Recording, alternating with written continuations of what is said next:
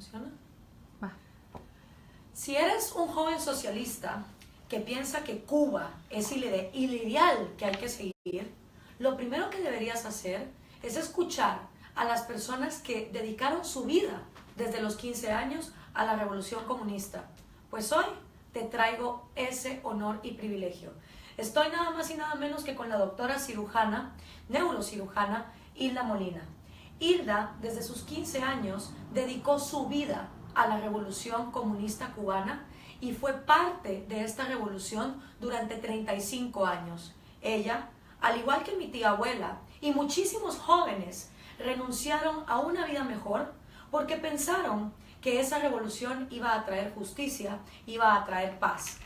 Mi tía abuela, Celia Torriente, en el año 1994, cometió suicidio, luego de 3 décadas de darse cuenta que todo lo que la revolución prometió nunca llegó. Hilda salió de ese régimen porque también se dio cuenta de esas injusticias y ha dedicado su vida a hacer entender algo que la gente no entiende, que si hay un imperio del norte responsable de la miseria que hoy está atravesando Venezuela y de lo que ocurre en nuestros países, ese imperio es la dictadura castrista, ese imperio es Cuba. Hoy, en esta entrevista, que para mí es un honor poder tener contigo, Hilda, yo quiero que primero hablemos de qué te lleva como una joven de 15 años a estar a favor de la revolución castrista, como tantos jóvenes hoy en América Latina. Ayer estábamos aquí en el mercado de San Telmo, la imagen del Che Guevara por todos lados. Uno no puede hablar más de ese carnicero porque todo el mundo lo ve como un referente. Y los jóvenes en América Latina están todos súper idealizados con el comunismo, el socialismo. Y creo que lo mejor es escuchar a quienes fueron jóvenes antes que ellos para saber qué los llevó ahí. Sí, bueno, primero es un honor también para mí que una joven con raíces cubanas, ¿no? Y latinoamericanas sea tan inteligente y esté luchando tan duramente y tan eficazmente por esta verdad. El problema es que ellos no hablaron de revolución comunista. En Cuba la palabra comunismo apenas se hablaba de esa palabra. Se decía bajito, pero además no importaba, no se sabía. Se hablaba de una cortina de hierro. Él prometió, palabras textuales, una revolución humanitarista de los humildes, por los humildes y para los humildes. Y aunque yo tenía 15 años cuando ellos llegan al poder, aunque yo era de una clase social adinerada, era mi familia paterna y materna, siempre me dolió, pero me dolió de verdad el dolor humano. Entonces, siempre dije que quería ser médico para trabajar para los pobres. Y yo escuché, me acuerdo, sentada en el piso frente al televisor, su primer discurso con 15 años. No se mencionó la palabra comunismo, ni se habló de odio, ni se habló de quitarle las propiedades a uno para apropiárselas a ellos. No, se dijo que iba a ser una revolución de los humildes, por los humildes y para los humildes, una revolución de valores para tener la patria perfecta, donde íbamos a forjar el hombre nuevo. Dijo una cosa que a mí me gustó mucho, que nada más se iba a premiar el mérito allí. Y yo creo que una sociedad que premia el mérito es una sociedad importante. Yo también lo creo. Bueno, lo dijo, lo prometió. No va a haber enfermos que no tengan médico. Y yo siempre dije, quiero ser médico para los que no pueden pagar. Y de hecho todos en América Latina creen que Cuba tiene una excelente salud. Bueno, cuando yo diga por qué renuncié, vas a ver cómo yo desmiento ese mito, ¿no? Y que no iba a haber niños sin escuela, tampoco dijo que iban a convertir la escuela en un centro de adoctrinamiento. Entonces yo me acuerdo que yo le digo a mi madre, ya yo tenía una beca para estudiar medicina en España, Estados Unidos o Cuba, porque había sido el mejor promedio de bachillerato de colegios católicos de Cuba completa. Yo estudié en un colegio católico la primaria de monjas y la secundaria, el bachillerato. Y me acuerdo que le digo a mi mamá, voy a posponer el estudio el inicio de la carrera porque yo me quiero sumar a esto. Fíjate que acá ahí no se hablaba de comunismo, se hablaba de humanismo, de humanitarismo. Y yo me acuerdo que mi madre, que fue un ser humano excepcional, me dijo, te vas a equivocar, porque a mí este hombre no me gusta. Hablando de Fidel. Sí, Fidel, porque estaba junto a mí viéndolo en la televisión. Le digo, ¿pero por qué? Dice, porque habla con odio. Y cuando un ser humano habla con odio y desde el odio, no es bueno. está bien, porque mi madre nunca, no se opuso nunca a las libertades de nadie. Yo te voy a acompañar en este camino que tú vas a seguir, porque sé que tú no vas a hacer nada malo. Te voy a acompañar desde lejos, no para sumarme a esta gente. Ella no creyó ni un solo día en ello. ¿Y tu papá? Porque yo sé que tú vas a regresar a tu camino. Y entonces también te voy a acompañar cuando regreses. Mi padre y la familia paterna mía lucharon contra Batista. Que era un dictador. Era un dictador, pero el problema es que me hablan de Batista porque Batista es el paradigma de la maldad. Lo que no tiene sentido que tú trates de quitar un dictador para implantarte eternamente como dictador.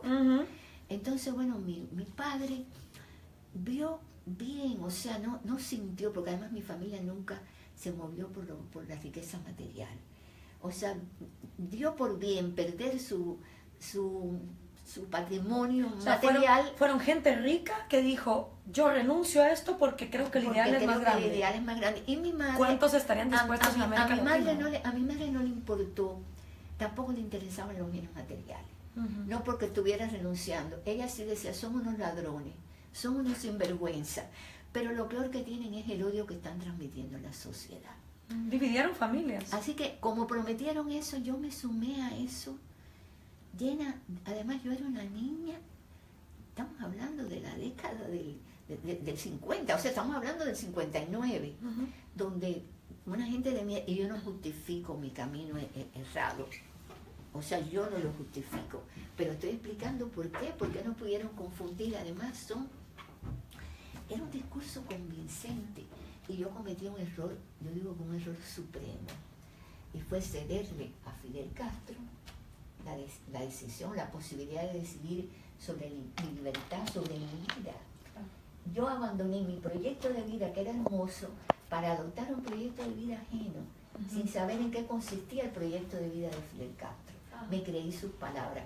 Por eso siempre le digo a los jóvenes, ¿no? Así que eso no le gusta mucho a algunos amigos míos que yo lo diga, pero digo que me voy a morir, tengo 74 años ya, añorando esa revolución que yo creí que se podía hacer, y que le llamo ahora la revolución de los valores, porque se puede cambiar el mundo para bien, pero desde el amor, desde el perdón, desde fomentar valores y empezar por tu propia vida.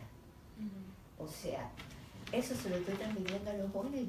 Por eso te quiero explicar, no sé si lo he hecho claramente, por qué yo me sumé a eso. Y como muchísimos lo hicieron. Y de todas maneras, en ese momento no había habido un experimento similar en América Latina. No había. Y hoy por hoy, en el 2017, viendo el fracaso que es Cuba, donde la gente es esclava, viendo el fracaso que es Venezuela, hay jóvenes que siguen siendo socialistas y que siguen entregándole sus propios proyectos de vida, apartándose de eso para seguir Mesías. ¿Quieres que te diga una cosa? Porque después tú verás que en el transcurso de la entrevista que Fidel Castro conversa mucho conmigo. Sí. Era visitante asiduo del centro. Sí. Él me dijo a mí un día, que a mí me sorprendió cuando me lo dijo, él iba a hablar de ciencia, hablaba de todo, y me dice un día, no creas nunca en ideologías ajenas. Y yo me quedé pensando, bueno, pero si él nos ha tratado de imponer ideologías ajenas a los cubanos, no creas, porque los teóricos escriben papeles y papeles para que los revolucionarios hagamos. No creas nunca en ideologías ajenas. Y ahí es donde yo compruebo, y sabiendo los libros que él leía, que él se fabricó un Frankenstein ideológico. Un Frankenstein ideológico. Frankenstein ideológico. Cuando yo supe los libros que leía, porque me los prestaba y quería que yo los leyera, yo me doy cuenta que él fue tomando de todas partes un poquito lo que le convenía. O sea, ni socialista ni comunista, él era fidelista. Para llegar a ser lo que quiso ser siempre desde su adolescencia, el emperador de un imperio mundial. Lo decía, ahí eso está documentado, lo que él decía. Vamos a llegar a eso, pero antes quiero que hablemos de cómo tú llegas a tener una relación tan estrecha con Fidel Castro. Tú entonces decides renunciar a tus becas en el extranjero. Posponerla. Yo dije, sí, de renunciar a la beca porque ya no le iba a conseguir más. Las becas renunciarla y posponer el inicio de la carrera hasta que la revolución me necesitara. Ah, ok, perfecto. Sí, Y te quedas entonces en Cuba exactamente. y empiezas entonces a prepararte como profesional. No, yo estoy varios años haciendo, por ejemplo, alfabetizando a todo lo que nos sometieron a los cubanos. ¿Cortaste caña de Sí, azúcar? como no, hasta la carrera. Ah, sí. Todo el trabajo en el campo. Y una cosa, como yo tenía tan buen promedio, estaba tan bien preparada, ellos enseguida me vincularon con la docencia. Ujú. Yo llegué a dirigir un secundario en Cuba y tenía menos edad que los alumnos. Wow. Sí. Y de paso, como quería estudiar, estudié yo no vivía en la capital en ese momento, estudié por encuentro la carrera de pedagogía. O sea, yo antes de ser médico estudié pedagogía, que era una carrera que te daba un doctorado en Cuba en aquella época, después desapareció como tal. Ujú.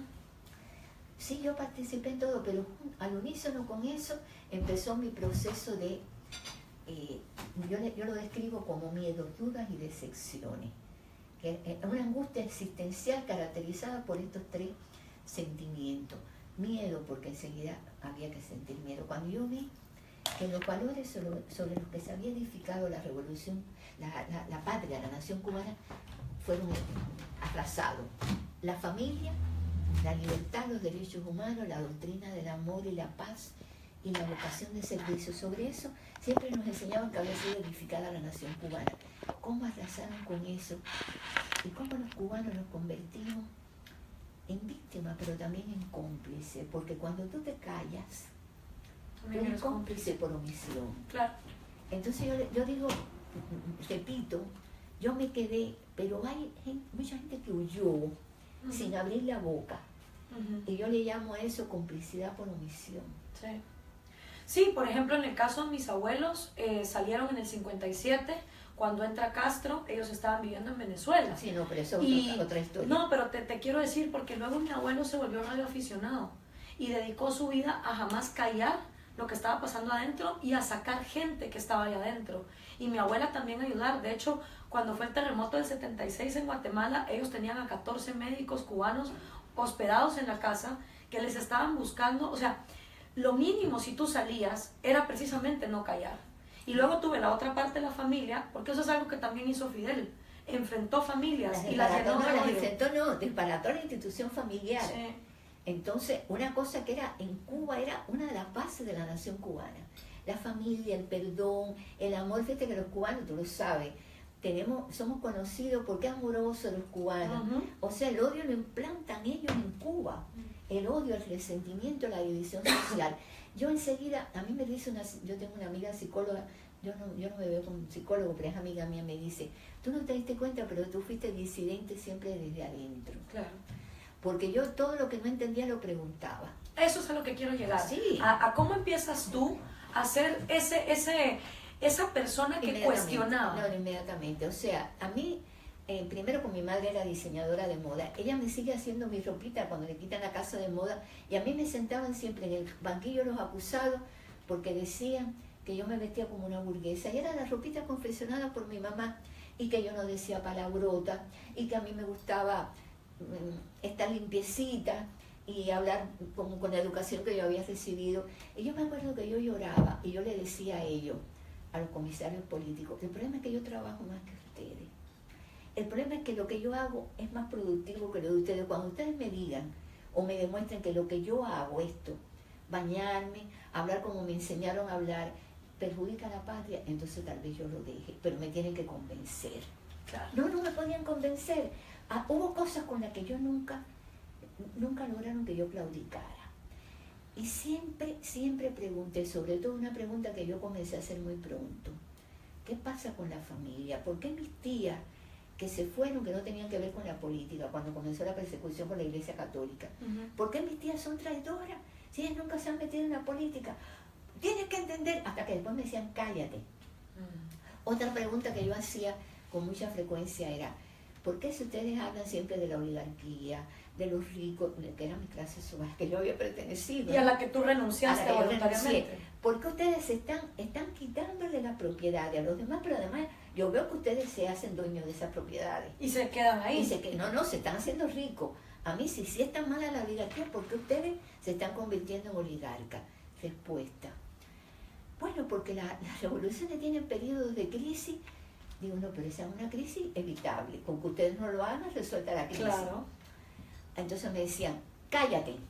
Digo, bueno, me callaré porque me están amenazando, pero yo sigo sin entender. Y yo quiero entender esta revolución para luchar bien por ella. Es que pues sí, si tú estás entregando tu vida y estás siendo congruente, quieres Entonces, respuestas. bueno, en el libro Mi Verdad, que yo escribo en Cuba, yo voy recorriendo esa revolución, pero como protagonista. Claro.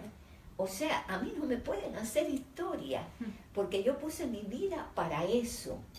Entonces, algunos años después yo logro, y ahí cuento en el libro cómo yo logro ya liberarme de eso y que me permitan ya comenzar a estudiar la carrera. Tenía 7 años más de la edad que debía tener, o sea, era 7 años mayor que mis condiscípulos. Tenía un niño, me había nacido mi hijo, me había casado, me había divorciado ya del padre de mi hijo, tenía mi niño de 6 años. ¿Qué año era este? Yo comienzo, a ver, súmale 7 años al 59, Sí, 66, por ahí. Y estaba llena de heridas sangrantes, de miedos, de dudas, de decepciones. Por todo esto, cuando comienzo la carrera de medicina, y allí me pareció que yo comenzaba a vivir. ¿En dónde estudiaste? ¿En la Universidad de La Habana? En La Habana. Porque yo no, o sea, yo digo que lo que yo siempre fui por encima de todo fue médico. Después madre y abuela también, pero médico sobre todo.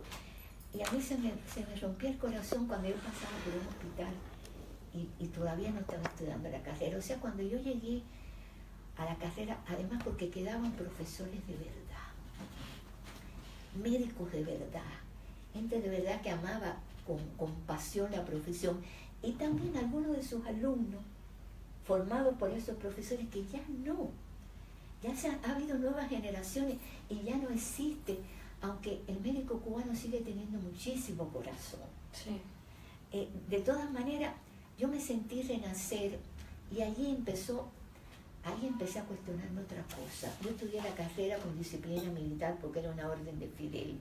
Nunca dejamos de cortar caña en la carrera porque vino la zafra del 70, ¿has oído la zafra Sí, del claro, 70? había que cumplir la cuota Cerraron de 10 millones de toneladas. Cerraron la URSS. universidad y nos llevaron a todos a la Luzón a Sí. cortar caña y a las mujeres a apilarlo. Sí. Yo lo narro también en Las cosas que los progres no saben. No. Sí. Como yo regresé de esa etapa con las manos, las uñas negras, porque apilábamos caña quemada, porque decían que era más, y al final nos hicieron los 10 millones. ¿No pues? ¿Cómo terminó esa epopeya? Bueno, volvimos a la universidad, pero Fidel hizo un discurso donde vociferó lo siguiente: a convertir el revés en victoria. No hemos podido hacer los 10 millones, pero no importa, este revés lo vamos a convertir en victoria. O sea, otra consigna más. Que te cuento, nunca di consigna, nunca fui a sus marchas. Al trabajo del campo porque pensaba, después me di cuenta que era inútil, que echábamos a perder los campos. Claro. Pero bueno, había que ir. Pero bueno, yo no fui de ese tipo de... Mi problema era trabajar. Que te dejaran en paz para ser médico. Pero además te digo, fui una esclava de lujo. Porque donde quiera que estuve trabajé mucho. Y yo empecé a cuestionarme otra cosa, que con sentido común, por eso digo a todo el mundo, usen el cerebro que está acá dentro del cráneo, úsenlo para pensar. Empecé a darme cuenta que cómo era posible que un país aislado, sin posibilidades de conectarnos con nadie, pudiéramos garantizar que éramos una potencia médica. Cuando tú dices que eres lo mejor del mundo en algo es porque tú tienes forma de comparar. Claro. Y la ciencia es de comparación. Así es. Y de intercambio con el mundo. Y yo me acuerdo que yo buscaba en las bibliotecas y eran libros de cuentos, que algunos de los libros que estudiábamos, después supe que eran autores americanos y de otros países, pero ellos no te ponían las referencias, los reimprimían y no sabían de dónde era este autor ni el otro. Así pasé yo por la carrera, cuestionándome si, preocupada por los enfermos, ¿estarán engañando a los enfermos? No solo al mundo. ¿Habrá algo mejor allá afuera que aquí Tiene que no haber hay? algo mejor. Bueno, por fin termino la carrera con el mejor promedio de mi curso. Nos graduamos 1027. Yo leí el juramento, todo eso que se hace, los mejores. Tú fuiste la mejor entre 1027. En el 27, Wow. la mejor. A pesar de que tenía 7 años más que mis condiscípulos. Ahí, yo siempre contestataria. Lo que pasa es que era tan buena estudiante. Mis notas eran tan descomunalmente diferentes a la del resto. Que bueno, te das cuenta que no podían. Hay cosas que no te pueden quitar el mérito porque es imposible que te lo Aunque quiten. sea la misma educación y la igualdad, No. siempre el espíritu individual es distinto. Eso. Ahí me hacen, estudiando medicina, me hacen militante del partido, que otra cosa es importante que el mundo sepa. En Cuba hay un solo partido que es el comunista, pero tú no decides afiliarte a ese partido. Ellos te eligen como bueno y te hacen el honor de dejarte entrar al partido, que es lo que no acaban de entender. No, pero era militante del partido. No. A mí me llamaron un día y me dijeron, tú no tienes edad para el partido, pero eres tan excelente estudiante que te vamos a hacer el honor de darte a la militancia del partido. Y tienes que decir que tenía la verdad, porque a mí me gusta decir la verdad, que es importante. Yo tenía miedo, dudas y decepciones, y cada vez me decepcionaba más, pero yo me sentía honrada, porque me estaban dando un reconocimiento. Me decían que yo era de lo mejor de la sociedad. Y tal vez fue un error, pero yo no cuestionaba si de verdad en el partido estaba lo mejor de la sociedad. Claro. Porque veía gente que no era lo mejor, veía otra gente que era mucho mejor, y pues no decir que estaban tan identificados, no entraban al partido. Y allí, por ser la mejor promedio, me dicen que puedo escoger la especialidad que yo quiera. El gobierno suele no decide qué especialidad hacen los médicos. Tú no escoges ni tu propia carrera. ¿Cuánta gente estaría dispuesta a que le escogieran la carrera que la especialidad también, que es puramente vocacional en medicina? Y yo digo, yo quiero ser neurocirujana. Y ahí, ¿qué pasaba? Que los neurocirujanos en Cuba eran hombres, y ellos no estaban al tanto, no querían estar al tanto de que había mujeres muy buenas neurocirujanas en el mundo. Me decían, no, olvídate. Digo, no, ¿cómo que me olvide? No. Ustedes dicen que me toca este derecho, que me corresponde. No, yo voy a ser neurocirujana.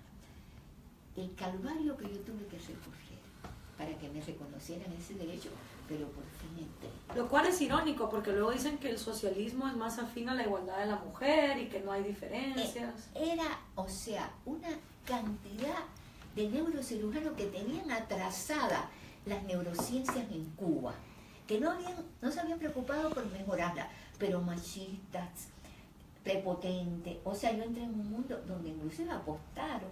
Esta no termina, déjenla que entre. Hubo apuestas de los hombres. Y ahí yo sí me dediqué a averiguar qué pasaba en el mundo, porque me di cuenta cuando comencé a entrar al quirófano a ayudar, que eran tan traumáticas las operaciones de neurocirugía, que tiene que haber otra cosa. ¿Por qué? ¿Cómo eran en Cuba? ¿Qué es el pilar de la medicina moderna? Se siguen haciendo craniotomía, aperturas grandes del cráneo, pero mi intuición me decía que cada vez tú tienes que ir por lo menos invasivo, porque el cerebro es muy noble el cerebro. Yo decía, si para entrar a un lugar a resolver un problema hay que entrar dañando tanto tejido, tiene que haber otro mecanismo. Además veía que se desahuciaban muchas enfermedades. Este está desahuciado, este no tiene arreglo. Digo, no, esto no puede ser. No le daban continuidad a... No, había enfermedades donde no les daban continuidad. ¿Por ejemplo? Por ejemplo, las lesiones medulares, los pacientes parapléjicos con lesiones medulares, la enfermedad de Parkinson, la enfermedad de Alzheimer. Pero ahí está su medicina, la mejor. Sí. Entonces, bueno, yo iba a la biblioteca y me ponía a registrar la biblioteca buscando información, hasta que un día me dice la bibliotecaria del instituto donde ya estaba estudiando la neurocirugía: doctora, ¿qué usted busca tanto acá? Carmen, yo busco información de verdad, de que venga de otro país. Carmen, no encuentro nada, quiero saber qué pasa en el mundo. Carmen se queda mirándome y me dice, venga para acá, me saca porque en Cuba sabemos que nos filman, nos graban. Me saca para un pasillo y me dice, mire doctora, hay unas revistas que llegan del extranjero, pero que nada más la puede leer el director. ¿Todo bien? Todo bien. Por eso te dije el palito. El director era el mejor neurólogo de Cuba, un hombre muy bueno. Y ella me dice, no es que el director no le quiera prestar las revistas a ustedes, es que los comisarios políticos se lo prohíben. Pero yo se las voy a prestar. Si usted ve que entra alguien, escóndalas. Estamos hablando de material científico. Claro. Yo me siento en un rincón, me pongo a leer las revistas, en inglés estaba, y me doy cuenta, allí es una lectura rápida que hice en 1 hora, que ya se operaba de otra manera en el mundo la neurocirugía, que había tratamientos para enfermedades que tal vez no se curaran, pero que mejoraban. Y yo me acuerdo que yo empiezo a llorar ahí. Claro. Y me dice Carmen, no me llores si le presté la revista, ¿por qué llora? Le digo, Carmen, porque estamos engañando a los enfermos. Y ahí hice una cosa casi como suicida en Cuba. En Cuba había un delito que era relaciones en consulta con los extranjeros. Yo tomé las direcciones de los autores de esos trabajos que no sabía que eran tan importantes, las direcciones, hice una carta tipo en inglés y le dije, yo soy una humilde estudiante de neurocirugía, leí tal artículo suyo, ¿qué está pasando en el mundo con las neurociencias? Y tuve que hacer cola para conseguir papel, hacer cola para conseguir sobre, para poder mandar esa carta. Te digo que muchas cartas mandé. Y le puse que me respondieran, si me iban a responder, yo con poca esperanza, al instituto, porque digo, si me responden en la cuadra, estaban los comités de defensa de la revolución que se llaman, que eran los que recepcionaban las cartas y veían si tú recibías correspondencia del extranjero. Claro. Ahí enseguida comencé a recibir respuestas, de los que después serían mis amigos en la ciencia. Pero Carmen le dice, oiga doctora, le está llegando correspondencia del extranjero y usted va a tener problema acá.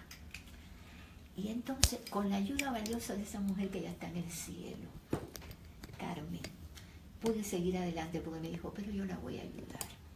Sé el día que viene el cartero, voy a salir a la calle, voy a esperar al cartero, voy a recoger toda la correspondencia, la suya la voy a poner en mi bolso, voy a entrar y le digo al portero, mira, entró esta correspondencia, pero no va a ver la suya, porque el portero la quiere mucho a usted, pero le tiene que decir a los comisarios políticos si usted tiene eso con el extranjero. Claro. Así yo me fui haciendo de una biblioteca y fui... Es increíble cómo la voluntad de Carmen pudo haber sido de cobardía y de decirte no te ayudo, y entonces nada de tu vida hubiera cambiado. Pero tú sabes por qué me dijo Carmen que lo hacía. Porque ella me veía tan estudiosa, tan trabajadora, tan seria, queriendo a tanto a los enfermos, que dijo, no, si Carmen no me hubiera ayudado, yo hubiera, tal vez preso hubiera estado, claro, porque se hubiera descubierto, ¿no? Claro. Entonces terminé la especialidad ya amiga epistolar de mucha gente que ya yo no sabía que eran tan importantes. Claro. Estamos hablando de científicos de Suecia, Francia, Inglaterra, Estados Unidos, Japón. Cuando termino la especialidad, la primera mujer que con tesis de grado se graduó de neurocirugía en Cuba soy yo, con el mejor promedio, mejor que el de los hombres. Y entonces poco después me informan que voy a ir, que me ha sido concedido el honor de ir a Argelia como neurocirujana. O sea, honor que tú no habías pedido. No, pero, o sea, sabe que los médicos cubanos andamos por el mundo. Sí, los esclavos del siglo XXI, porque no les pagan lo que trabajan. No tienes idea. O sea, yo ya muy decepcionada, mi decepción final es en Argelia. ¿En qué año fue esto? Estamos hablando, esto fue en el año 79-80, que me dan la información que ya voy a Argelia. Y porque esto es para que los que nos están viendo vean cómo realmente una persona dedica su vida, o sea, desde los 15 años, ¿no? Nos sacaron de Cuba en el 30 de diciembre, que yo ahí cuestioné por qué no nos dejaban recibir el año con la familia. No, porque hay un terremoto en Argelia. Mentira, había habido un terremoto, pero antes, no en ese momento que ameritara. Capítulo 10 de mi libro, mi verdad, que se llama El Mostalán en Argelia, donde yo cuento cómo nos llevan acompañados de comisarios políticos, cómo pasamos trabajo hasta en el viaje. Es la primera vez que yo me monto un avión en tu vida para ir al extranjero. Y no lo hacía para vacacionar, lo hacía para ir a servir al pueblo argelino. Por eso es que yo digo que a mí no me pueden cuestionar cuando yo hablo lo que tengo que hablar del castrismo. Claro. Llegué a Argelia, ¿sabe qué? Era joven, una joven profesional, pero con la ilusión iba a hacer neurocirugía de catástrofe, porque era un terremoto, que era mentira. Esa fue la primera mentira que había habido terremotos muchos en Argelia, pero no se justificaba que nos separaran de la familia, finalizar un año, comenzar otro. Ahí yo cuento, primero cómo me ponen un documento en la mano para que yo lo firme. Tengo al embajador cubano delante. Firma ahí, pero yo obviamente empiezo a leer. Dice, no leas nada, firma. Digo, no, yo no firmo nada que no lea, y mucho menos en un país que no es el mío. Yo soy el embajador, digo, no, mira, no me importa que usted sea el embajador, yo voy a leer el documento. Claro. Está en francés, me lo dice irónicamente, y yo en el mismo estilo, yo no suelo usar estos estilos, le digo, pero yo leo francés, porque las monjas en las que me eduqué me enseñaron francés. Y no quería que lo leyera porque era el contrato, donde se decía, lo teníamos que firmar todos los médicos que estábamos allí, lo que el gobierno argelino le iba a pagar a los Castro por mi trabajo. ¿Por tu trabajo? Por mi trabajo.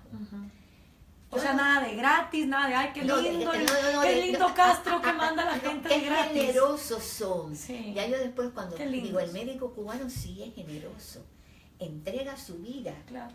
pero pasando hambre, pasando frío, pasando trabajo, mientras para los Castro es un negocio, un gran negocio.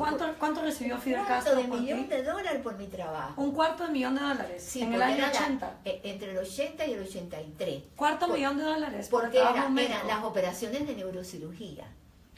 Yo estuve de guardia los 2 años y tanto, estuve de guardia todos los días, por cada guardia se pagaba. Las consultas. O sea, yo era la neurocirujana de varias provincias. ¿Cuánta gente estaría dispuesta a darle a su gobierno un trabajo que vale No, $250,000? yo que le dije al embajador, no le mientan más al mundo, porque ya yo estaba que no me callaba nada. ¿Por qué lo dice? Digo, porque es un negocio del gobierno, de ustedes es un negocio, de nosotros. No uses palabras tan duras. Digo, no hay otra palabra. Cuando se reciben miles de millones de dólares por un trabajo de gente que pasamos mucho trabajo. ¿Cuántos médicos había en esa misión? Hubo médicos que murieron. Ajá.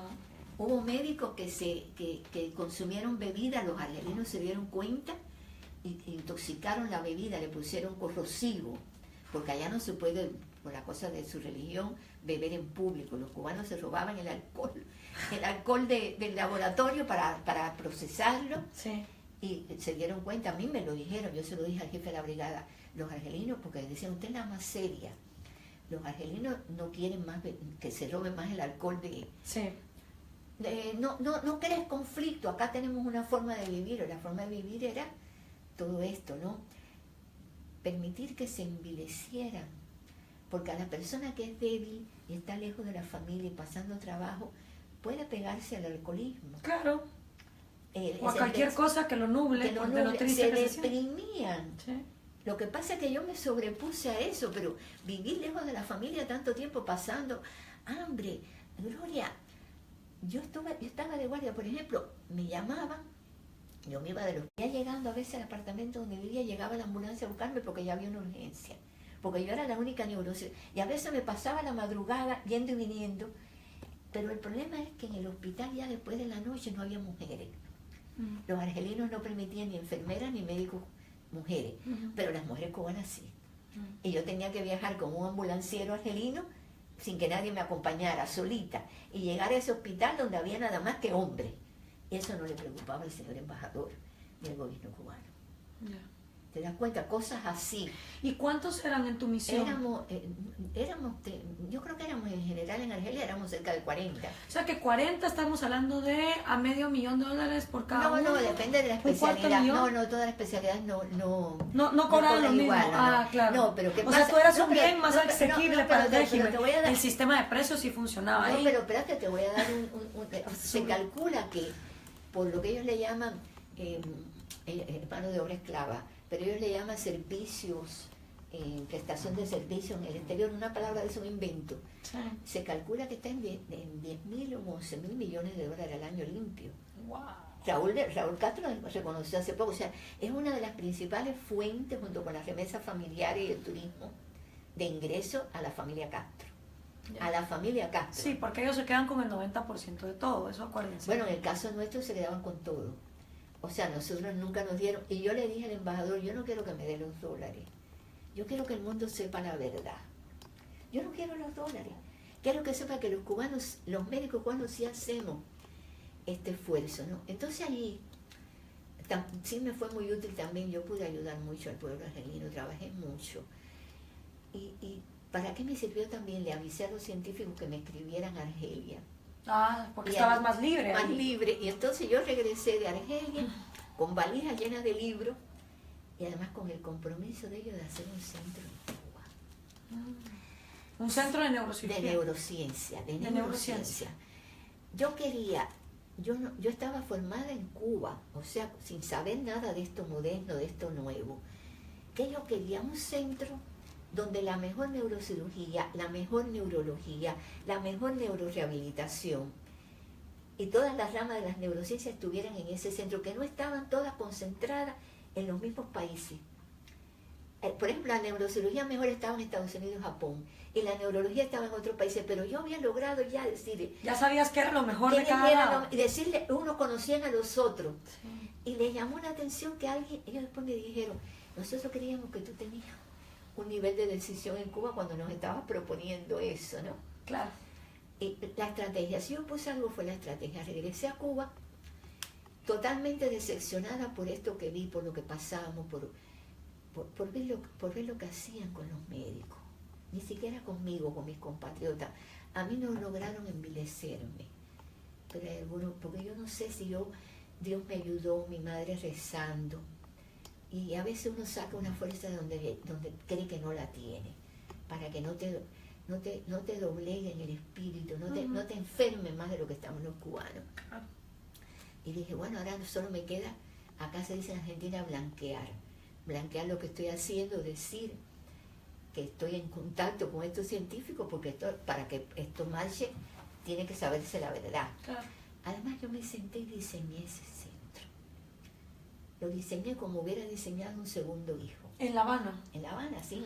Ya yo tenía, por concurso, había ganado una plaza por concurso científico para trabajar en el mismo instituto donde me había formado, que era el mejor centro de neurociencia de Cuba.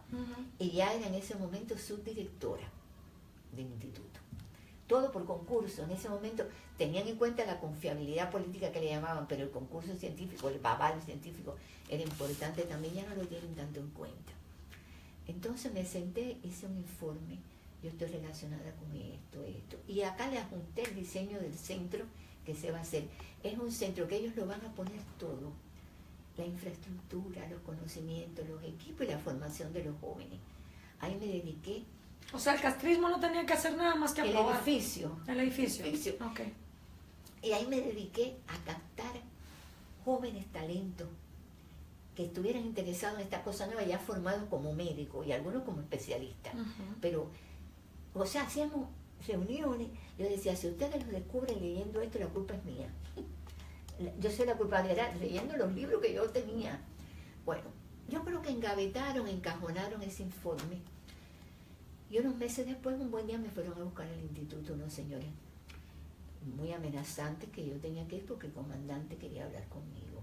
Yo jamás en mi vida había visto a Fidel Castro personalmente y me acuerdo que le dije, yo estaba absorta en mi trabajo, le dije, ¿qué comandante? El comandante en jefe, ¿cómo? Y me llevaron y yo iba muerta de miedo.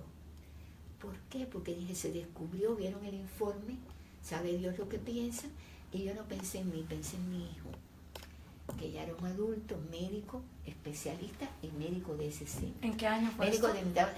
Esto estamos hablando del año 86. 86. Estaba estudiando la especialidad. Bueno, y de pronto llegó, no fue al Palacio de la Revolución que le llaman, era el centro de convenciones donde estaba él hablando con mucha prensa. Hay una foto mía donde él me tiene el brazo por arriba, él está joven y yo estaba más joven y yo estoy joven. Y bueno, mis detractores, que está bien, que Dios lo bendiga, dice, pero era la linda de Fidel, porque él me tiene el brazo por arriba, pero no, en ese momento él me está llevando para una oficina y me está diciendo, qué bueno que viniste. Y yo pensando, pero si me acaban de traer, como si yo tuviera opción. Y ahí en la oficina esa, él de una forma muy agresiva. Vestido con su uniforme verde con olivo. su uniforme como alto como era, y yo chiquitica, me manda a sentar, yo me siento. Explícame qué tú estás haciendo. Y yo le digo, ¿a qué se refiere? Bueno, yo estoy viendo enfermo. ¿Se refiere al contacto con los científicos? Sí. puedo ser sincera. Dice, no, puede ser, no, tienes que ser sincera. Y ahí es donde yo me encomiendo a Dios y le digo, mire, comandante, usted me disculpa, el problema es que las neurociencias cubanas están atrasadas. Y yo creo que los enfermos cubanos no se merecen eso. Y yo busqué ayuda. Es todo. ¿Cómo que están atrasadas? Él sabía que estaban atrasadas. Obvio que lo sabía. Él lo sabía todo. Digo, con el mayor respeto usted me permite que yo le explique. Y entonces, como Fidel Castro era de una inteligencia superior que el mundo ha subvalorado, Sí. una inteligencia superior para la maldad, pero superior, se sentó. Porque dijo, o la escucho o la mato. Y ahí empezó un interrogatorio de muchas horas, donde él se interesó y donde él se dio cuenta, parece que le habían transmitido un chisme, que había una neurocirujana joven en contacto con el extranjero, y creo que los términos que se manejaban eran de espionaje. Espionaje. Uh-huh. Y él se da cuenta que no, que tiene delante una mujer amante de la medicina, que lo que ha hecho es algo totalmente inconsulto e ilegal en Cuba, pero por los enfermos. Y empieza a interrogarme, ¿pero quiénes son los científicos? ¿Pero cómo no? ¿Pero cómo que? Y le digo, usted no leyó porque yo presenté un proyecto explicándolo todo. No, no tengo el proyecto. ¿Dónde está? Digo, bueno, hay una copia en el instituto donde yo trabajo. Vamos allá. Era ya de madrugada. ¿Todo el día habías pasado ahí? Era buena parte del día. Y ahí me lleva en su auto al instituto. Yo le digo cuando yo salgo de ahí, que había, digo, avisen al director, al profesor Estrada, que va para allá él. Los enfermos, imagínate, cerraron las calles, todo ese lío. Y ahí se leyó el proyecto. Y me dijo, esto está aprobado. O sea, se puede hacer el centro. Y ahí es donde yo le digo, el comandante es un centro internacional. O sea, le estaba diciendo, no es suyo. Me lo has dicho 3 veces. Sé que el centro es de los científicos, o sea, el proyecto de los científicos es tuyo, pero sabes, una cosa también es mío ahora. O sea, me dijo, esto no se hace si yo no lo apruebo. Claro. Tengo que decir que nunca intervino ni dijo hay que hacer esto, ni este científico está bien, ni este científico. Siempre preguntaba, pero nunca se dio una obra que estaba en construcción, que no avanzaba para que fuera lo que sería el edificio. Y mientras esa obra se hacía, que yo puse ladrillo, toca acá. Así un callito, ¿no? Sí. De poner ladrillo haciendo la obra de ese centro con la ilusión de que iba a ser para los enfermos cubanos. Mientras los jóvenes que yo había escogido iban a esos países, hasta el pasaje se lo pagaban los científicos, a estudiar en 6 u 8 meses todo lo nuevo que no se sabía en Cuba en las diferentes ramas de las neurociencias. Y allá, a partir de allí, yo diría, la palabra no sé si utilizar, que nunca se separó, nunca dejó de hablar conmigo. Iba a la obra primero, siempre me preguntó, ¿cómo va la obra? ¿Por qué le llamaba la atención que él me dijo, si te doy una obra que no avance y te pongo una brigada constructora, tú la diriges? Digo, no, me tiene que poner uno que entienda de eso. ¿Pero qué usted quiere? ¿Que yo garantice que se haga la obra? Yo se lo garantizo. Y él veía que mientras otras cosas no avanzaban, esa obra avanzaba. Claro. Y ya yo era amiga de los constructores y yo ponía ladrillos con ellos. El sueño de todo progre, que Fidel Castro te respete, te pide tu consulta, te pida un consejo. O sea, él al final te tenía admiración. Me admiraba, pero yo te voy a decir, porque después, cuando él estigmatizaba a sus ministros y los agredía, me ponía de ejemplo, yo le decía con suavidad, pero déjelos pensar. Como diciendo, yo hago esto porque estoy pensando. Porque a mí me está dejando mi cabeza. Porque yo le pasé por encima a usted. Claro, claro. Que fue lo que nunca le dije con estas palabras, ¿no? Pero se lo decía. No estarías aquí sentada. No estaría sentada. Bueno, entonces se inaugura en el 89 el centro, él lo inaugura, van los científicos, allí los conoció a todos. Él se sentía feliz de conocer a otros gente que las conoce por mí. Y los científicos, obviamente, era una novedad conocerlo a él. Muchos me decían, cuidado, nosotros te vamos a ayudar, lo hacemos por los enfermos cubanos, pero en este tipo de sistema nada llega al final bien. Muchos me lo decían. Y bueno, después yo entré ya poco a poco, estudié, me supe. Yo fui respetada en esa comunidad, gracias a la ayuda que me dieron esos científicos. Y ese centro se convirtió en un templo del humanitarismo. y de la ciencia. Y yo digo a veces que en un país donde nada funcionaba, ahí yo logré personas decentes, comprometidas con la ciencia, como eran todos los trabajadores allí, porque los dignifiqué la tarea.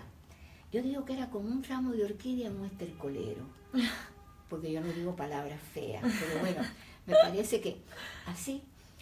Y bueno, ahí empezaron, o sea, dirigir ese centro no era fácil. Él se convirtió en visita sistemática del centro. Un buen día me dijo, entraba al centro, en este salón yo quiero cuando yo venga a hablar contigo acá en este salón. Y yo me voy a sentar acá y tú te vas a sentar acá. Ah, bueno. Mi madre, que ya era una persona mayor, como yo estaba tantas horas trabajando, me la llevaba para el centro, para que no se quedara sola en la casa. Y él llegaba, saludaba a todo el mundo, se agachaba a darle un beso a mi mamá, y mi mamá siempre con el rosario en la mano. Me dijo, si él piensa que yo te voy a dejar hablar sola con él en ese salón, está equivocado. O sea, tu mamá tenía miedo de que él al final te manipulara. No, ella decía, porque hablan de que el diablo manda emisarios al mundo, pero en este caso bajó personalmente, me decía mi mamá. No es un emisario del diablo, es el diablo en persona. O sea, tu mamá ni siquiera, porque eso pasa también mucho en estos regímenes socialistas, que los papás cuando ven que sus hijos salen enchufados, por ejemplo en tu caso, tu mamá pudo haber dicho, bueno, a mi hija ya le dieron el centro, me cae mejor Fidel, pero tu mamá se mantuvo firme. Ella veía que yo ese centro lo estaba luchando, que el régimen, sus mecanismos eran anti lo que yo quería hacer en ese centro. Claro. Que yo quería valores de esencia y no era posible, que yo tenía que luchar. Además, ella nunca se despegó de mí y era como el ángel de la guarda en la tierra que yo tenía. Ella nunca me habló. Allí, yo le hice un perfil a ella. Yo me di cuenta de lo que yo tenía delante. Y sé que la CIA lo ha estudiado a distancia, pero una persona de las neurociencias, haciéndole un perfil directo, eso no es... o sea, no era una oportunidad cotidiana. No, pues. Estudié muchísimo los perfiles. Además hice otra cosa. Cuando él llegaba yo ponía la hora de llegada. Cuando se iba, la hora que se había ido, y trataba de recordar todo lo que me había dicho. Todo lo que decía. Y yo terminaba llorando. Hay psicólogos que me han dicho, yo no he ido a psicólogos, son amigos. Era como el bien y el mal. Y no sé cómo estas cuerdas, ¿no? Porque lo que ese hombre decía, para que yo admirara lo que decía, su pensamiento no tiene, es tenebroso, no tengo otra palabra. Él no me decía, yo te voy a definir lo que opino de familia, pero en el contexto de la conversación decía lo que él pensaba de la familia, de la maternidad, del pueblo, de la amistad, del amor, de la música. Yo lo tengo. Estoy escribiendo un libro que se llama Fidel Castro se confiesa, o Confesiones de Fidel Castro, con capítulos corticos que se llamen eso, el pueblo, la amistad, la maternidad, la familia. Son como 40 ítems, donde está su pensamiento textual. Y allí fue... Me pregunta por qué hablaba esas cosas conmigo. Yo creo que pensar que se trataba de una pobre persona sometida a ese régimen, que fuera capaz de pasarle por arriba sus restricciones y lograr ese centro, para él fue como un reto, ¿no? Y él quería que mi cerebro pensara como él quería que pensara. Claro. Los nazis hacían lo mismo con algunas judías. Él no sabía que yo lo estaba estudiando. Claro. Él estaba tratando de robarme el cerebro y yo lo estaba estudiándolo. Entonces yo lo vi armar todo. Además él dirigía de manera muy improvisada. Llegar a un lugar, mandar a buscar a un ministro, llamar por teléfono. A veces invitaba a un científico de otro centro, porque era muy amante de los científicos, que no sé si se quedaría tan aterrado como yo, porque yo era incapaz de comentar solamente con mi mamá. Eso, yo llené 40 cuadernos, 41, y los saqué de Cuba, están a salvo, con todo eso que yo noté. Entonces yo lo vi armar el socialismo del siglo XXI. Y quiero entrar justamente a eso porque hemos pasado hablando mucho acerca de cómo tú llegas hasta acá, pero es increíble cómo hay tanta gente que niega que Cuba está metida en todo lo que está pasando en América Latina y que culpa a Maduro, ni siquiera a Chávez y menos a Fidel. Gloria, yo te felicito. De lo que está pasando. Porque en medio de tanta superficialidad peligrosa de los políticos de varios países, tú tienes una claridad para decir las cosas, pero lo has hecho en base al sentido común, sí, a tus neuronas pensando y a tus estudios. Yo siempre digo, yo no soy una persona de la politología ni de las ciencias sociales, yo no soy una analista, pero yo sí sé de mi país. Y además creo, en Cuba todo está politizado, aunque tú no quieras, la vida a mí me ha obligado a saber un poquito de política. Pero esto además yo lo viví. Fidel Castro me dice, además, ¿por qué me decía esas cosas? Bueno, porque él me dijo un día, yo quiero mujeres inteligentes en la política. Le digo, yo soy una mujer de las neurociencias. Yo no sé de política. Pues tienes que aprender porque la patria lo necesita. Me prestaba libros. Y yo le dije, comandante, si yo me leo todo esto, yo no puedo leer neurociencia, yo tengo que estudiar, yo tengo que dirigir este centro, yo voy a congresos, yo presento trabajo, yo doy charlas científicas, y voy a congresos. Me dice, sí, tienes que hacer un esfuerzo, tú puedes. Y bueno, yo veía los libros y ahí es donde me doy cuenta que su ideología no, es una ideología que él se fabricó, igual que su personalidad. Él se fabricó un Frankenstein de su personalidad, donde fue tomando de acá y de allá porque él odiaba al Fidel Castro humano que él era, porque el ser humano tiene limitaciones. Y él debía ser un dios. Igual se fabricó un Frankenstein ideológico, tomando de acá, de allá, de este, del otro, desde la historia antigua, fue tomando personajes. Me dice un día, entre las cosas que me dice, todo está recogido, lo tengo todo anotado, pero me interesa mucho esto, porque los políticos no es solamente que no me entienden, que muchos me discuten, estás equivocada. Sí. Cuba ya va por el camino exagerada. De la libertad. Y aquí quiero solo hacer un paréntesis. Los venezolanos que ahora están frustrados en el exilio, en Argentina, en Guatemala, en México, llegan conmigo y me dicen, Gloria, ¿cómo yo convenzo a los argentinos, a los brasileños, a los guatemaltecos que el socialismo viene? Y les digo, ajá. No, ¿y qué hacías tú con los cubanos en el año 98 cuando te dijeron, ojo con Chávez, esto va para allá? Se burlaron de los cubanos. O sea, todo el mundo, y ahora se burlan de los venezolanos y dicen, exagerado, gente de la CIA. Quisiera que tuviera con la prepotencia que algunos me dicen, está equivocado, doctora, está equivocada. Ese socialismo del siglo XXI está en papeles, eso ya fue. Ya Cuba, cuando se hicieron las relaciones con los americanos, yo tuve que decir, no, ¿quién ha visto que la libertad de un país tenga que ver con que se ponga una embajada americana en Cuba? Además, ya esa embajada existía con otra categoría de oficina de intereses. Sí. Ni siquiera tuvieron que hacer un edificio nuevo porque era un búnker lo que tenían. O sea, a veces yo digo, ¿seguiré hablando o me callo? Pero yo me siento obligada, además de que hay personas que, a ver, si no se fuera tan intolerante, si no criticaran a gente que está dentro del régimen, que ha estado, que no se escapen, que dentro del régimen se enfrenten, habría más renuncia. Conmigo, con mi renuncia en el año 94, iba a haber más renuncias. Las renuncias, ¿por qué fueron? Bueno, primero quiero terminar con lo de Fidel Castro antes de ir a la renuncia para mantener coherencia en el hilo de la conversación. Ahí él me dice, los oligarcas son malos, pero son bobos. Y yo creo que sí que son bobos. Sí, algunos oligarcas son bobos. Mira, Hilda, han inventado esa tontería de la democracia, palabras textuales. Cuando él, ojo, en la revolución prometió que a los 2 años iba a haber elecciones democráticas. 18 meses. 18 meses encima, menos de 2 años, no, y nunca las hubo. Pero bueno, te estoy diciendo lo que me decía. Sí. Dice, ellos no saben para quién han trabajado.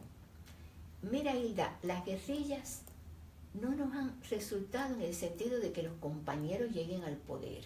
Las guerrillas en Guatemala, Nicaragua, En El todas Salvador, Perú, no nos Argentina. han ayudado. Sin embargo, vamos a usar los propios mecanismos de su tonta democracia para que los compañeros lleguen al poder. Estoy hablando palabras textuales. ¿Año? ¿Qué año es esto? Estamos hablando de 80 y tanto, 87, 88. O sea, ya venía el debacle de la Unión Soviética y ya Fidel Ya, Castro estaba programando su ya plan. hacía rato, porque ellos tenían espías en la KGB. Había gente de la KGB que era espía para Fidel, espiaban para Fidel. Bueno, ahí me dice eso y me dice, y además estamos haciendo, junto con eso, al unísono, la revolución silente. La estamos haciendo no solo en América Latina, en el mundo entero. Le digo, ¿qué cosa es la revolución silente? Me dice que los bobos oligarcas, no se dan cuenta cómo le estamos infiltrando con nuestras ideas los centros educacionales, Así es. los grupos religiosos, las empresas, los medios de prensa. Entonces, él me había prestado el libro de Gramsci.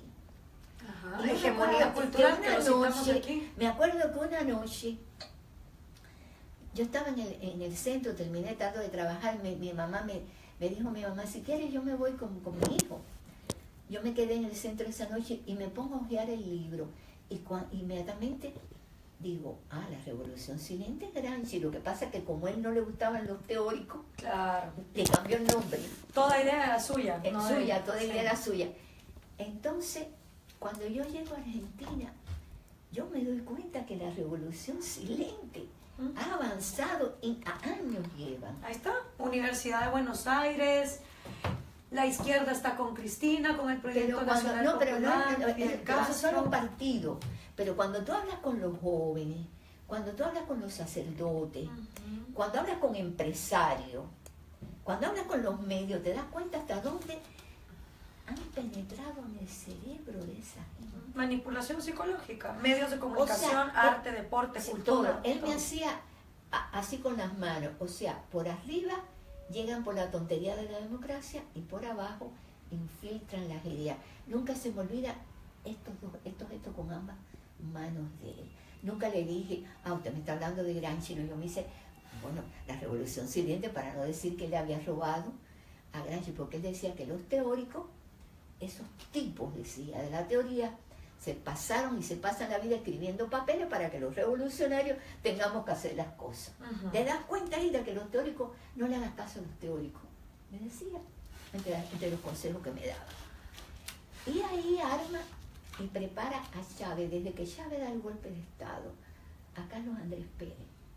Él era amigo de Carlos Andrés Pérez, tenía excelentes relaciones, pero él sigue, en eso es el tiempo que más visitaba el centro.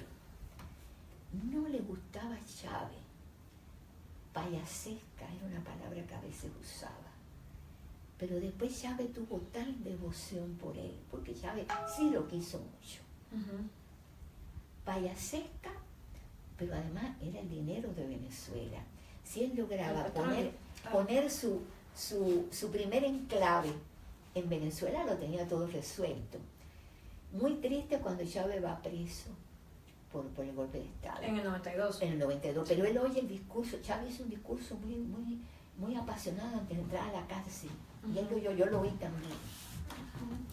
Y se pone tan dichoso que Chávez es indultado en el 94 por Rafael Caldera.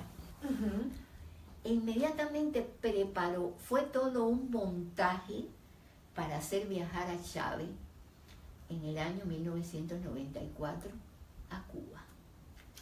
Preparó el escenario, envió su historiador, el doctor Eusebio Leal, a dar una conferencia sobre Martí, invitaron a Chávez para que Chávez aplaudiera y formara mucha bulla o sea, llamara mucho la atención, le invitaron al escenario, y después cuando Leal regresa a Cuba, que le dice que ya cumplió su misión, le dice, no, todavía no, crea la Casa Simón Bolívar, para que a través de la Casa Simón Bolívar invites a Chávez, para que Chávez no fuera por una invitación gubernamental, Claro. sino como si todo allá no fuera gubernamental. Claro, ¿no? claro. Cultural. Chávez viajó a Cuba en el año 1994. Ya yo había renunciado. en ese momento. ¿Tú renuncias? ¿Por qué renuncias? Yo renuncio porque el centro poco a poco empezó hay que entender lo que es ese ambiente. Empezó sobre mí un ambiente mafioso para que el centro priorizara extranjeros y no cubanos. ¿Qué es lo que nadie entiende cuando hablan de la salud cubana? Entonces, primero el ministro me pide 10 camas, eran 156 camas, 10 para cubanos, 146 para cubanos y 10 para extranjeros pobres, me dice. Digo, no, pero, mire, usted me disculpa, pero los extranjeros mejor que se vean en sus países, porque este centro es Para cubanos. muy complicado y es para cubanos. Bueno, pero es generosidad. Bueno, 10 camas para... De verdad fueron gente pobre, pero ya poco después me dice que esas camas tienen que ir extranjeros que paguen. Entonces ahí yo le digo, las camas esas van a ser un negocio para ustedes. No seas tan dura. Digo, no, yo no tengo otra palabra. Cuando el capitalismo entra en el comunismo no hay que ser Yo no tengo otra palabra. No, porque el dinero que eso dé será para obras sociales. Digo, no, pero es un momento. Una obra social es este centro. Claro. Porque es para los enfermos. Bueno, es perfecto. 10 camas para extranjeros. Pusieron una oficina para cobrar a esas 10 camas. Se llevaban el dinero todos los días en un autico blindado y le llegaron a sacar hasta 9 y 10 millones de dólares a esas camas. 9 y 10 millones de dólares. ¿Cómo Pero le gusta el dinero al comunismo? Pero yo decía, bueno, 146 para cubanos, pero cuando yo necesitaba un equipo, algo urgente, que se lo pedía a las autoridades, pídeselo a los científicos amigos tuyos. No tenemos dinero para eso. Digo, ¿y el dinero que dan las camitas esas? Eso es para obras sociales. Digo, pero este centro es una obra social. Bueno, muchas veces me hicieron llorar, porque yo no podía, yo tenía que admitir que me dijeran, pídeselo a su... Digo, no son mis amigos científicos, son los que están ayudando a los enfermos cubanos, no amigos míos, no, bueno, sí, son mis amigos en la ciencia, pero no me, como diciendo, acá no molesten. Claro.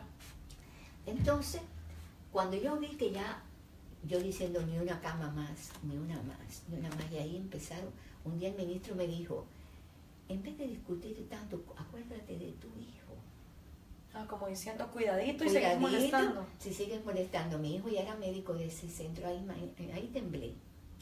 Entonces, en una de las visitas que le hace, yo le digo, comandante, nunca yo le había dado queja. Quieren dolarizar el centro, porque usted sabe que yo no voy a permitir eso. No, claro, no lo permitas, me dice. Digo, no, yo llevo un año luchando, pero yo no... Porque si se dolariza, convengamos que ningún cubano iba a poder entrar. No, era sacar a todos los cubanos y lo tenía que sacar yo. Claro. Yo que era la directora, ¿te das cuenta? La madre de ese centro. Sí. La que le había regalado eso al pueblo, a los enfermos cubanos. Sí. Tenía que cometer la infamia. Yo le digo... Cuando la revolución se suponía era porque los cubanos iban a estar por los mejor. humildes, para los humildes. Así, sí. Yo le llamaba un crimen de lesa patria, ¿sabe? Lo dije al ministro. Entonces me dijo, no lo permitas. Digo, mire, la verdad que yo llevo un año luchando contra esto, pero ya yo no puedo. Yo nunca le he pedido nada a usted. Por favor, no lo permita usted. Y yo le arranco una parte. Usted me da su palabra de honor.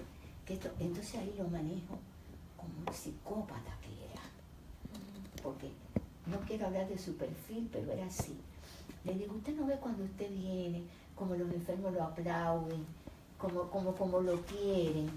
No se lo quiten, no le quiten este centro a los cubanos. Claro, tú ensalzándole la personalidad psicópata para que no le quitara el centro. Sí, sí. Me dice, no, eso no va a pasar. Digo, usted me lo promete, yo te lo prometo.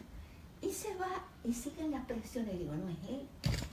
Es él. Porque si él le dice al ministro, está bueno ya, paren esto, no le digan más nada a ella, no la amenacen más, eso es para...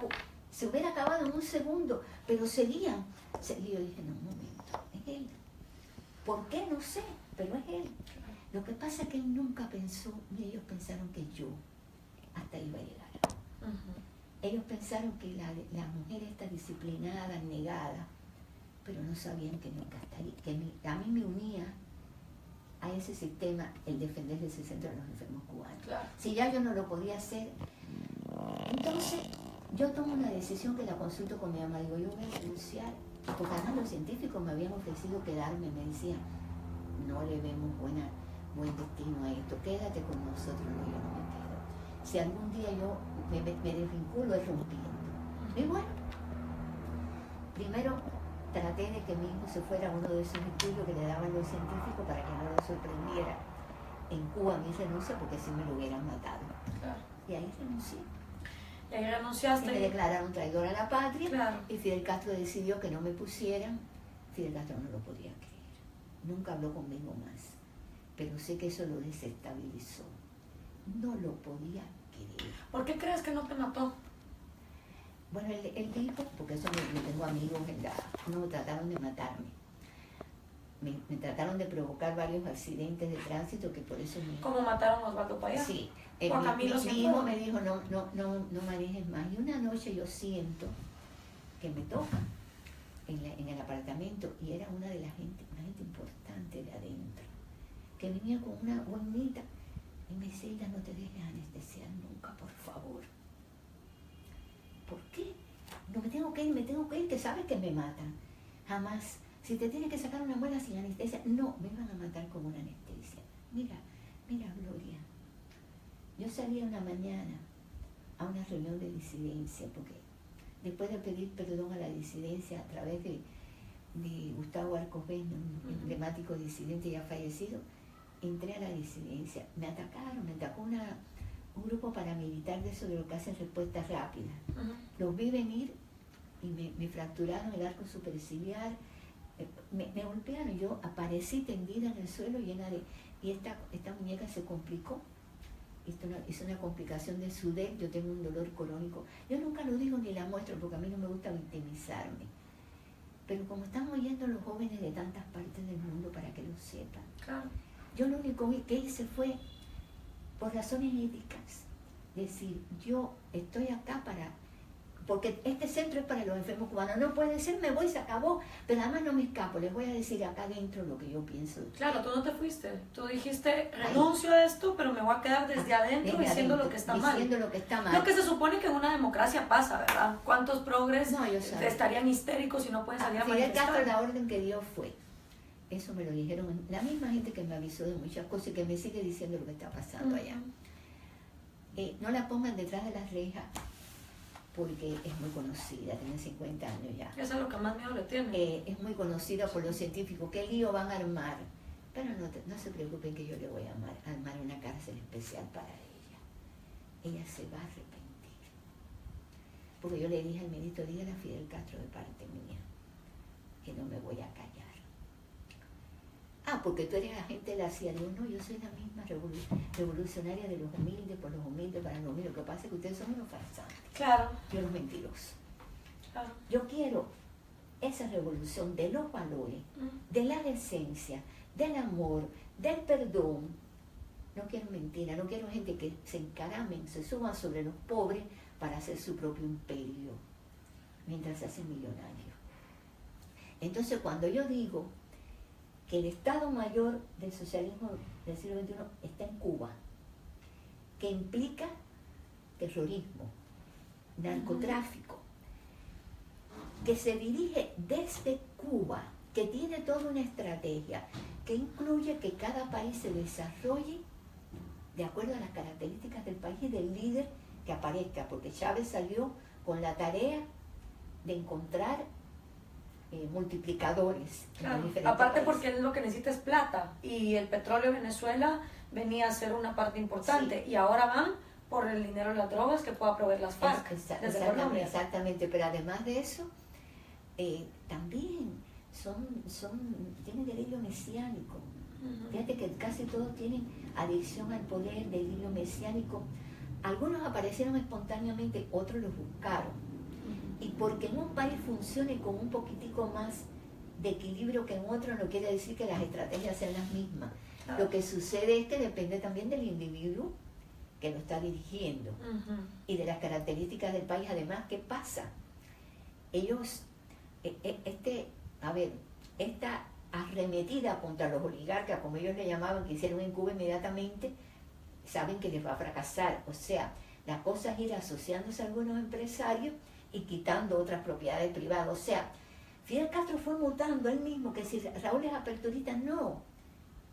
Raúl no es aperturista. O sea, cada ser humano es diferente al otro, pero Fidel fue mutando. Fidel hizo todos los cambios en Cuba, todos. En el libro de Carlos Alberto Montaner y Plinio Apuleyo y Vargas Llosa está década por década cómo Fidel Castro fue cambiando la estrategia económica. Primero la expropiación, luego la caña, luego el turismo. Bueno, en la conferencia que yo doy, que se llama... Luego el petróleo, ahora las drogas. La verdad sobre la revolución cubana, yo hablo, digo, no digan más que Raúl es aperturista. Fidel mutó desde el principio.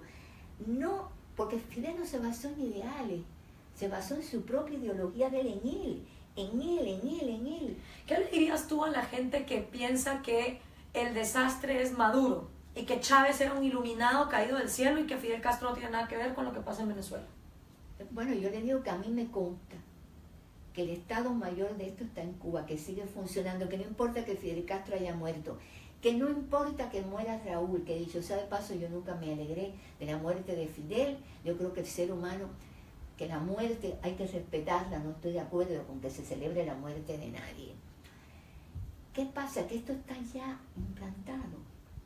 Es muy apetitoso, vamos a utilizar este sistema. Se le dice a estos con delirio mesiánico, tú llegas al poder, buscan la manera de destruir la república, de perpetuarte en el poder, te haces rico y divides la sociedad y logras todo lo que tú quieres. Y es un mal ejemplo para América Latina y para el mundo lo que ha dado Cuba. Yo les diría, ¿cómo van a criticar al alumno y a legitimar a la dictadura que hay en Cuba? Al maestro. Pero no se lo digo tanto a los jóvenes confundidos, se lo digo a los políticos. A mí me da vergüenza ajena cuando yo veo a un político con poder criticando a Maduro y preparando un viaje a Cuba. Por favor, Mariano Rajoy, que me perdone, yo no sé si es amigo de ustedes, Mariano Rajoy está recibiendo opositores venezolanos y ya están armando el viaje a Cuba. Estaba el canciller español en Cuba, claro, negociando con ese Estado Mayor hasta de Podemos. Sí. Hasta de Podemos, el movimiento ese que hay en España. Sí. Entonces yo digo, bueno, pero esta gente no tienen quien los instruya. No piensan que mientras legitimen a esta dictadura, a este Estado Mayor, allá hay bases terroristas, allá hay de todo, allá hay dinero sucio para financiar los cortes de calle. Pero es que no te escuchan. No te escuchan, Gloria. Yo creo que tú debes sentir igual que yo, que no te escuchan. Sí, es frustrante. O sea, y sobre todo el que no quiere ver la realidad, porque lo que yo respeto de ti, que es también lo que respeto de mi tía abuela, pues yo tengo sus cartas desde los 60 hasta que se suicidó en el 94, y tú vas viendo cómo la gente que genuinamente creyó en la revolución se iba decepcionando, porque la gente que es intelectualmente honesta, sí, cuando la realidad le demuestra una cosa que es distinta, abandona el fanatismo y dice, esto va mal. Tú usas y eso tu cerebro. Claro, eso es lo que yo respeto de ti, lo que respeto de mi tía abuela, la que nunca conocí más que a través de cartas.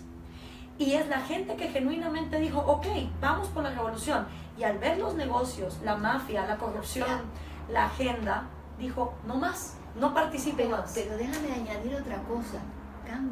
Sería bueno que lo vieran. Sí, cuéntame. A mí Fidel Castro me dijo, o sea, yo tengo todo escrito, toda la estructura de lo que es el socialismo del siglo XXI. El nombre lo escogió, se lo robó Fidel a Heinz Dieterich, que es el de la teoría del socialismo del siglo XXI, que es un sociólogo, politólogo, un sociólogo que es de origen alemán, pero vive en México.